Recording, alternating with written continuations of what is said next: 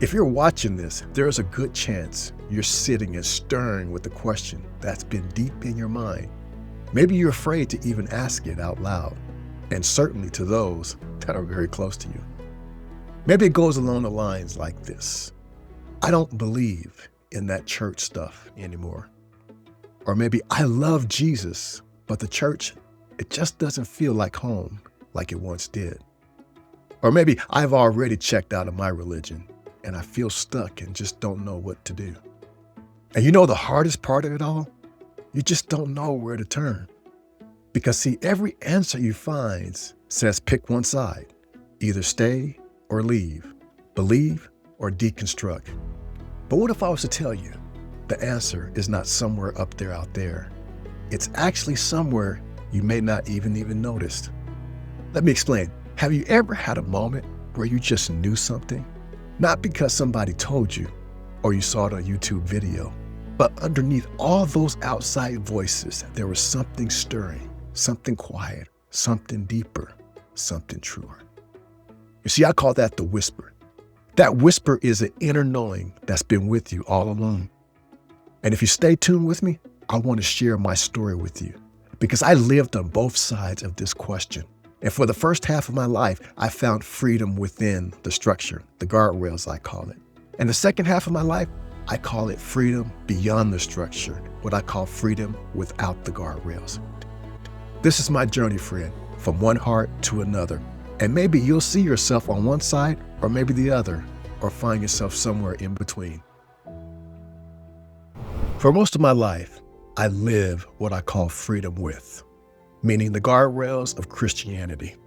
From Genesis to Revelation, a structure that shaped my world through all the ups and downs, growing up from adolescence to adult, navigating work, politics, and even relationships. Always trusted in God.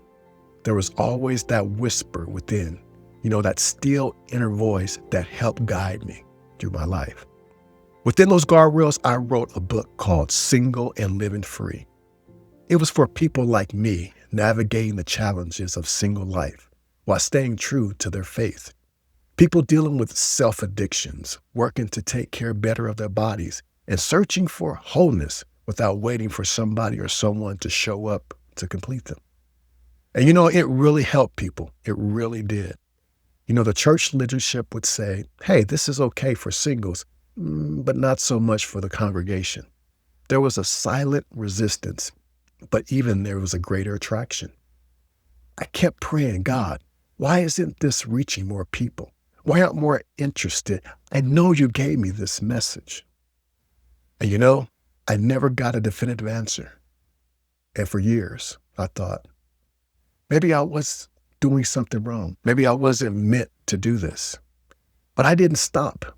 I learned that even without an answer, I still love God. I kept my faith. I kept serving. I kept showing up at church and in the lives of people God placed before me. Little did I know that the answer to this question would unfold in the most mysterious way in the second half of my life. The dark night of the soul. Life has a way of dismantling what you think is solid. And when it does, we have a choice: either resist or fight against it, or trust and allow life to return us to something even truer. You see, for me, dismantling came in what I now call the dark night of my soul. It didn't arrive here because I had some dramatic supernatural intervention that suddenly showed me the way. I arrived here through the messy, ordinary human life. I spent decades inside systems that promised fulfillment if I worked hard enough, believed in God enough, and forced an effort my way through to happiness. Success would follow. I applied that formula to the letter, matter of fact. Corporate leadership, ministry, marriage, family, faith, purpose. I did what I was taught to do, what was right. And for a while, it worked, at least on the surface. But beneath it all, something didn't settle within me. It was not rebellion. It was not failure. It was just a quiet knowing that the life I was living no longer matched the truth that I felt stirring within inside me. See, when I began questioning my beliefs about God, success, worth, identity, everything I had built started to to dismantle. Not symbolically, actually, literally. There was a corporate buyout that left me unemployed. I went through bankruptcy. Me and my wife divorced. The loss of custody with my sons through court hearings. See, the identity that I carried over 3 decades was gone. Friends, people I trusted, gone. What I didn't know then was I wasn't losing my life. I was beginning to return to it. I didn't discover divine love by escaping the chaos or transcending the pain. I discovered inside my ordinary, disorienting, humble moments of just being human. In my grief, in my fear, in rebuilding, in everything, learning how to pause when there was no longer a script to follow in life. It was in those moments that I realized something that now defines me in everything that I do. The whisper isn't an external voice or some mystical command. It's in the quiet moment, the inner moment that arises when something deeper than habit, fear, or an expectation is guiding you. You see, the whisper wasn't leading me away from God. It was leading me back to a deeper, divine love of God. Because see, truth isn't something you find out there. Truth is something you remember that you never intended to forget. And in that remembering, I discovered something I couldn't ever see before. There was another kind of freedom waiting from the other side. Freedom without the second half of my life now living.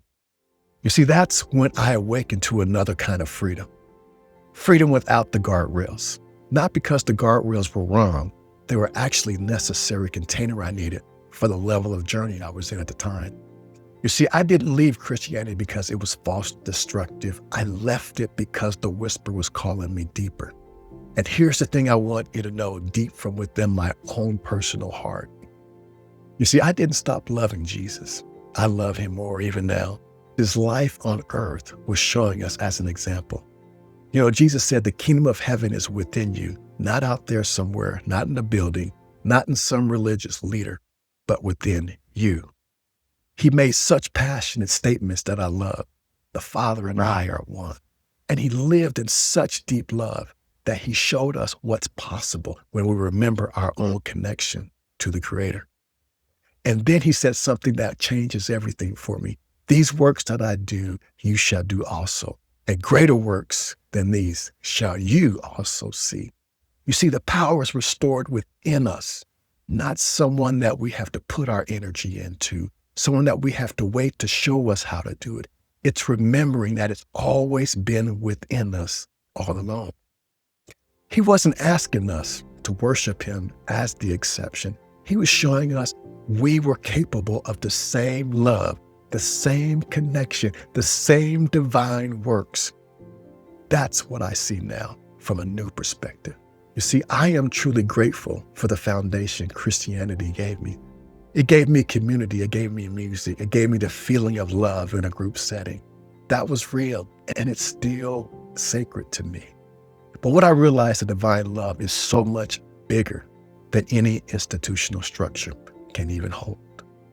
See, I stopped searching for answers in books and institutions and other people's view of truth that I had to learn from them.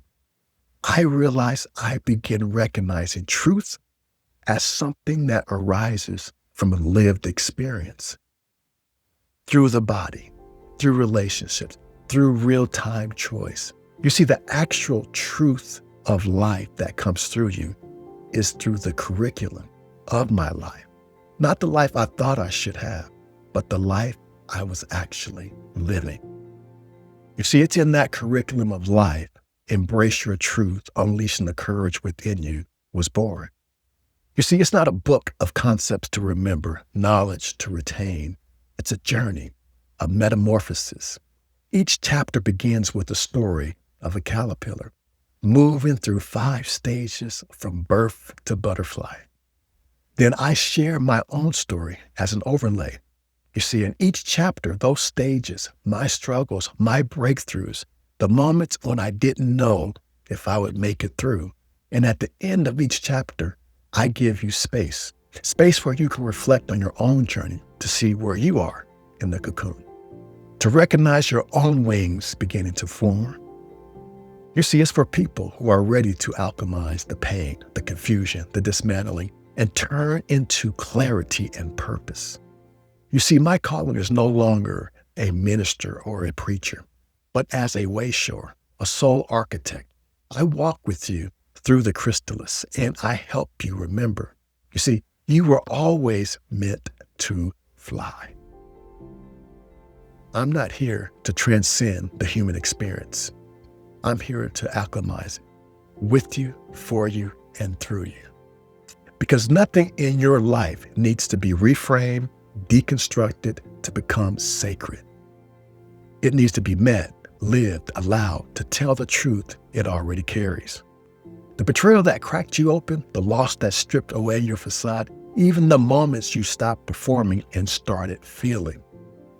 These are not obstacles, my friend, to awakening. They are the life curriculum. And I want to say that again, life curriculum. So I'm helping people see freedom, not from the standpoint of standing within the guardrails, but by looking past the guardrails, realizing that beyond those boundaries are the infinite levels of the divine, the God I am, the infinite intelligence that is more love, more freedom than any institutional structure can even contain. And if you can see past the language, past the noise, past the conditioning, if you can just find that inner stillness, the truth is inside of you. It's in me. And perhaps today is the moment you'll remember it's inside you too. Both paths are sacred and holy. So if you're watching this, it might be 2 a.m, maybe you can't sleep, or maybe you're just scrolling and sitting with the question that's within inside you. Do I still believe in Jesus? Do I still stay in the church? Do I leave? Or what if I'm somewhere in between and I don't know which way to go? I want you to hear this. I'm not here to force you in either direction. I'm not here to tell you you need to deconstruct everything and walk away. I'm not here to tell you you need to stay strong and have more faith. Both paths, my friend, are holy. If you're in the freedom with season, finding peace and purpose within the structures that raised you, honor it. It's yours. It's sacred ground. But if you're feeling the whisper calling you towards freedom without, maybe beyond the familiar, beyond the barriers, it's something more expansive. Honor that too. It is sacred as well. The question isn't which path is right. The question more is, which path is the whisper calling you toward right now? And here's what I want you to know for sure. Whether you're already left or you're stuck somewhere in between, nothing is wrong with you. You're not a failure. You're not off course, and you're not late. You are exactly where you need to be. Because everything you're feeling right now, the doubt, the confusion, the pull towards something you can't yet explain, that's not a problem to fix. That's just the curriculum of life, showing up just for you in this moment. You see, this is the moment. This is the teaching. This is where transformation actually happens. And that space I hold for you, whether you stay or whether you leave, whether you believe or whether you question, is the same space the divine holds for you. Unconditional love, complete acceptance, no judgment, no pressure. You are already free. You always have been. You're just now remembering. My personal invitation. My name is Ed Houston, and I'm a spiritual soul architect and a wayshower. I help people navigate the space between the ones who are questioning transition or simply listening to the whisper within.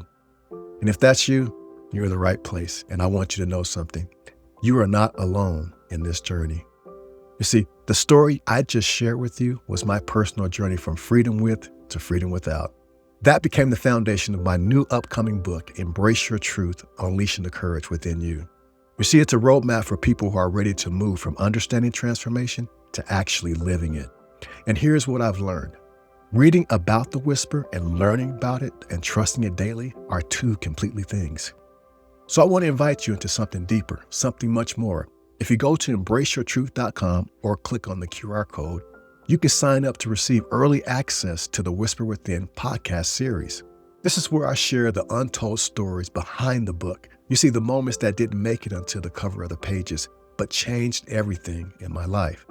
Episodes like The Whisper That Changed Everything, Letting Go of the God I Thought I Knew, The Divine Dismantling, The Confessions That's Really Set Me Free. And I do have a bonus, which you'll really enjoy. This is called The Many Heroes Journey. And within this episode, I break down how transformation isn't always this big dramatic moment, but see, it's the small daily acts of trusting, allowing, and receiving that quietly changed everything. I want you to know these aren't just curated, these are honest testimonies of my life, and I made them just for you. But that's not all. That's just the beginning. Soon I will be opening what I call the door for the Sacred Circle community. People who are ready to stop studying transformation and start living it. Inside, you will find my new 35-day Living Embrace Your Truth course. It includes daily practices to build spiritual skills, not just insights. Live group calls where we navigate the real questions together. And one of my favorite, a soul community that just holds space for wherever you are in the journey. This is no pressure, just a personal invitation from me to you. And if the whisper led you to this video and you followed up to this point, it's truly not by accident. So please go to embraceyourtruth.com or click on the QR code and I'll be waiting for you when the door opens. Welcome home, my friend, to your new journey back home. And remember, truth isn't taught, it's remembered.